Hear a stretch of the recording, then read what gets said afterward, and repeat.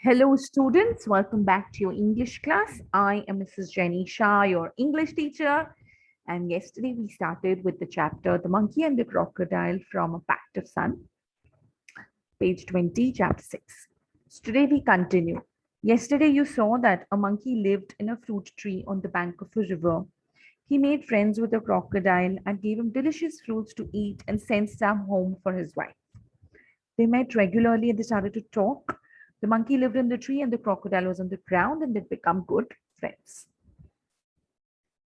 One day, Crocodile stayed with the monkey longer than usual. His wife was annoyed, waiting and managing the little crocodiles that had just hatched. She said, "Who is this friend of yours you're so fond of?" "Oh, he's a very nice monkey," he replied. "He lives on a fruit tree. He sends fruits for you every day. You don't expect me to climb trees, do you?" So this is a conversation between the crocodile's wife and crocodile. And the crocodile's wife is very angry. She's waiting for him. And there are, lots of small crocodiles around and nobody to help her. And he's just not coming. So, she gets angry. She's like, "Where do you spend your time?" So, she goes like, "Yeah, I have a friend. I'm spending time with the monkey. So he lives on the fruit tree, sending fruits. Now you don't expect me to climb." He also gets angry. "You don't expect me to climb trees, do you?" Okay. "A nice monkey, I'm sure," replied the wife with obvious sarcasm. "If you ask me, this monkey should be my food. I want to eat his heart so much." So now this, wife, the crocodile's wife is getting greedy and she goes like, "I want to eat the heart of your friend." "What a foolish thing to say," shouts the crocodile. "I can't kill a friend, though I won't mind a monkey occasionally for a change of taste." So the crocodile also says, "I will not kill my friend, but I wouldn't mind eating the monkey." He's saying, "I don't mind eating a monkey, but I don't want to kill my friend." "You bring him here," ordered the wife. "I want to see him." "So you can eat him?" "Never," declared the husband. So the husband understands the trap of his wife. His wife is saying, "You bring him here, I want to meet him." And the husband goes like, "No, I know you're going to eat him up, so I'm not going to bring him." His wife was furious and she dived in to hide herself at the bottom of the river, leaving the little ones to pester the father. The crocodile now was in a very serious dilemma. He loved his wife and was very fond of his friend too. Finally, he decided to be on the side of his wife. She was his life partner after all. "I know it's a sin to betray a friend, but I have no choice," he says to himself. So over here you can see he's coaxing himself. He knows he's conscious he's taking a wrong decision, and he's going. It's a bad thing to do. It's a sin, but he has to do it because he wants to stay with his wife, and he wants to stay on the side of his wife, and his wife is his life partner. So he says, "I'll invite the monkey home and hope for the best." So he's just saying, let's just call the monkey and we'll see what happens then. So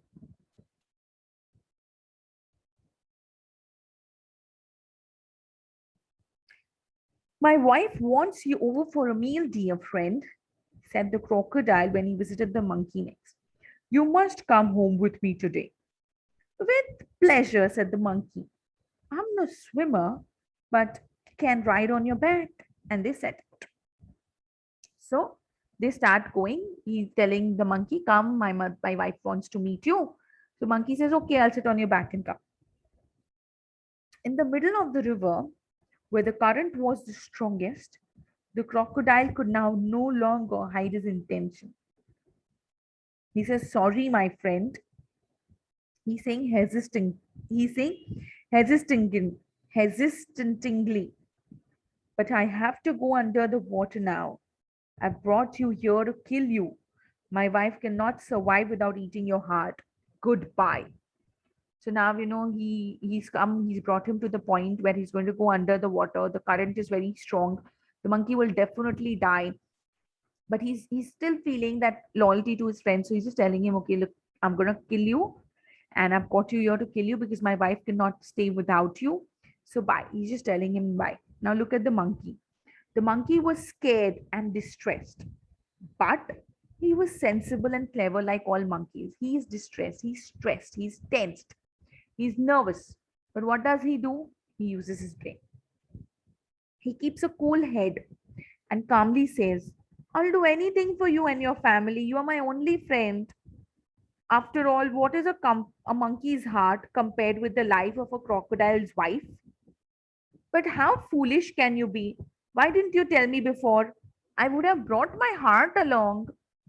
So he comes and he's telling him, he's using his brains and he's trying to, tell the crocodile that I would do anything for you. You're my one and only friend. So he's buttering him. Na? He's coaxing him. He's telling him, yeah, yeah, you're so nice, doing sweet talks. He's saying, you're so, I am nothing in comparison to your wife. So now he's trying to put himself, he's trying to portray to the crocodile that I understand what you're doing and how unimportant I am in your life and how important your wife is.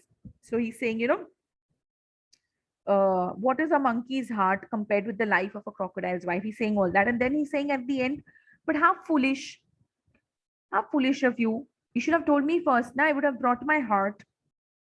So the crocodile now innocently asks, but where is your heart? I thought you carried it all the time. Of course not. It's there on the tree. Let's swim back at once and get it.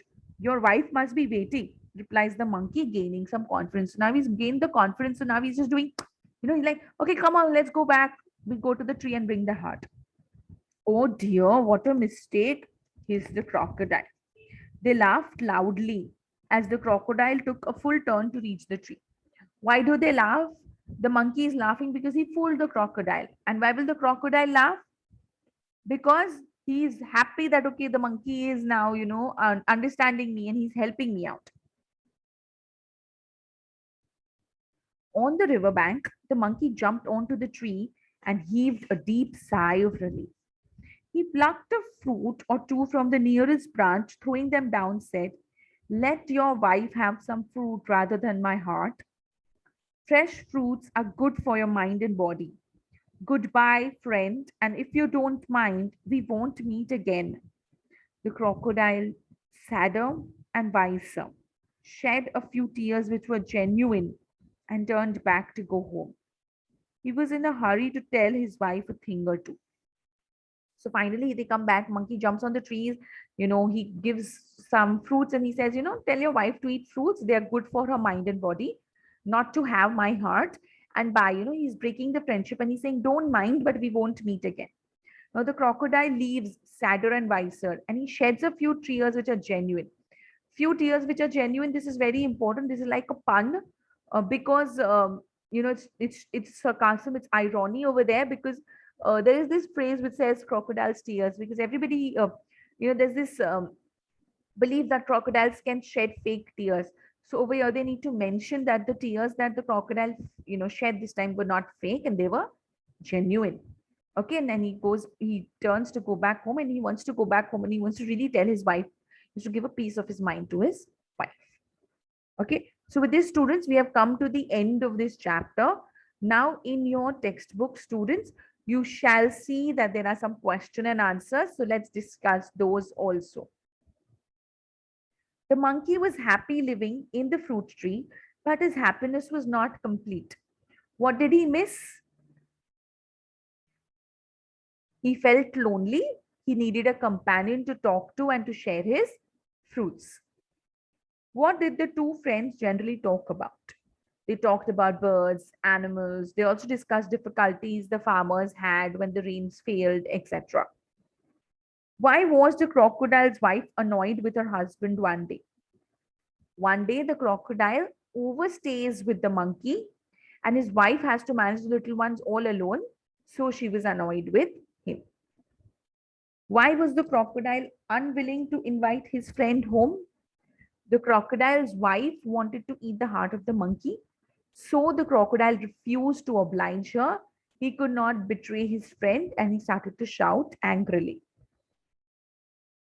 What did the crocodile tell the monkey midstream?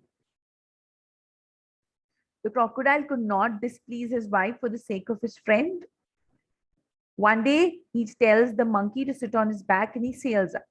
He reaches midstream where he reveals his evil plan and he admits that he means to kill him and take his heart to his wife. How did the monkey save himself? The monkey was sad and terrified, but he was clever enough to make a plan to save his life. He said that he would gladly give away his heart to his friend's wife, but unfortunately, he had left his heart on the tree. The stupid crocodile swims back to the tree to collect the heart, and the monkey jumps onto the tree and saves himself. What does the last sentence of the story suggest? What would the crocodile tell his wife? The crocodile was in a fix. He wanted to make an excuse for his failure. He told his wife that the monkey would be reaching there soon with lots of fruits as well as his heart. You can say something like that, or you can say that finally the crocodile would muster some courage and tell, his and have strong and effective terms how she had spoiled a good relationship, and that she really had to improve herself and change herself. So you can write this on your own, students, whatever you feel is the correct answer, because these are moral question stories. Okay, so with this, students, we have come to the end of our chapter. I hope you had a good time. Have a good day. Stay home, stay safe, and keep learning. Thank you.